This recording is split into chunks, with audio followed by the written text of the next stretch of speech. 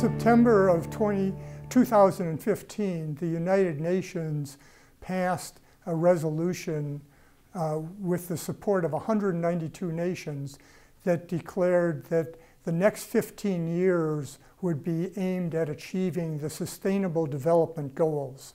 These 17 goals were very ambitious goals and remain very ambitious goals.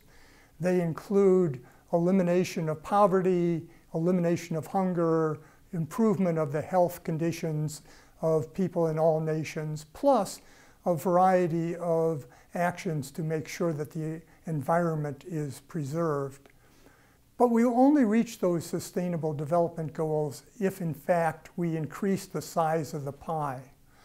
The size of the pie comes from added economic growth that allows us to have the resources to alleviate poverty and to improve the health conditions. And so of the 17 goals, economic growth has to be one of the premier goals, or the first one. But then what we also know is that we will not have economic growth unless we improve the skills of the people of each nation. It turns out that economic growth is directly related to the human capital, or what I would call the knowledge capital of nations, and that is what people know.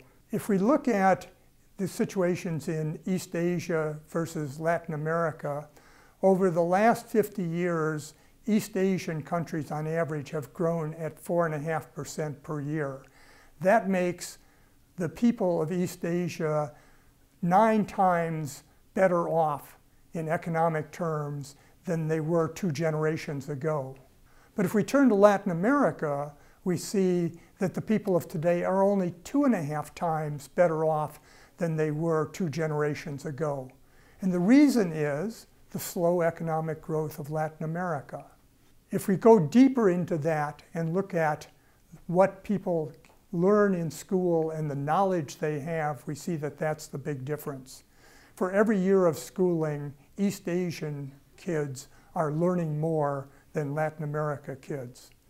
And if Latin America is to participate in the economic gains of the future, the schools in Latin America will have to improve. Now, we can measure the performance of students in countries around the world with our international tests. We have the TIMSS and PISA tests that give us a measure of the math skills, the science skills, and the reading skills of people in different parts of the world. If we take basic skills, the lowest level of performance on these international tests, we see that in Hong Kong, 90% of 15-year-olds have basic skills.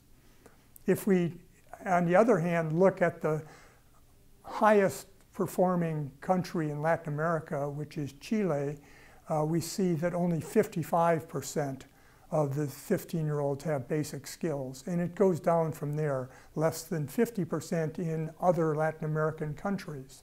Improving those skills, in other words, getting more learning as opposed to just attendance in schools, is the #1 priority for Latin America today.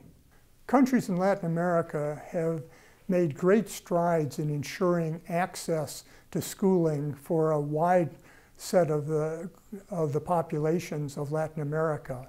The problem is that the quality has not been up to international standards.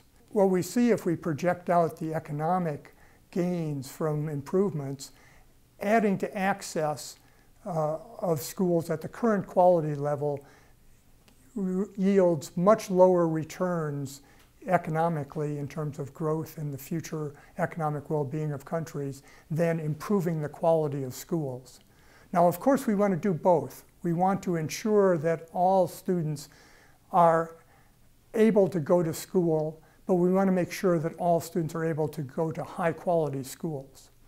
Now, the thing that stands out is that it is possible to improve the quality of schools.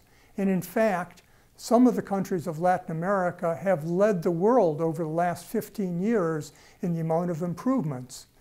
Chile, Brazil, and Colombia have all shown above average rates of improvement of schools. If that improvement could be continued in those countries and expanded to other countries of Latin America could participate in the future economic well-being at the rates that other regions of the world are.